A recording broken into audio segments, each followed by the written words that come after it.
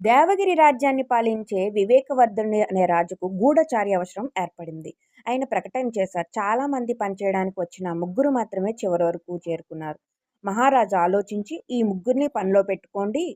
వీళ్ళని పనిలో పెట్టుకున్న తర్వాత నెల రోజులు గడిచిన తర్వాత ముగ్గురులో ఒకరిని ఎంపిక చేద్దామని చెప్తారు. నెల రోజులు గడిచిన తర్వాత వాళ్ళు ముగ్గురిని సభలోకి పిలిచి, ఇక్కడ ఇన్ని రోజులు పనిచేశారు కదా, ఇక్కడ గమనించాల్సిన మార్చాల్సిన విషయాలు ఏమన్నా ఉన్నాయని అడిగితే మొదటి వ్యక్తి ఏమీ లేవని చెప్తాడు. రెండో వ్యక్తి కొంత అనుమానంగా ఉంది, మిమ్మల్ని మోసం చేస్తున్నట్టు అనిపిస్తుంది మహారాజా అని రెండో వ్యక్తి చెప్తాడు. మూడో వ్యక్తి మాత్రం ఏమీ మాట్లాడకుండా మౌనంగా ఉంటాడు. నువ్వు ఏమీ మాట్లాడవేంటి, నీకేమన్నా మార్చాల్సిన అంశాలు కనిపించట్లేదా అని రాజు అడిగితే, అదేమీ లేదు, మీరు అడిగిన విషయం ఇలా సభలో చెప్పాల్సింది కాదు, నేను ఇక్కడ గమనించాల్సిన లోటుపాట్లు చెప్తే ఆ తప్పులు చేస్తున్న వారు జాగ్రత్త పడే అవకాశం ఉందని చెప్తాడు మహారాజుకి. ముగ్గురులో ఎవరిని గూఢచారిగా నియమించారో కామెంట్ చేయండి. Thank you for watching. Please subscribe my channel.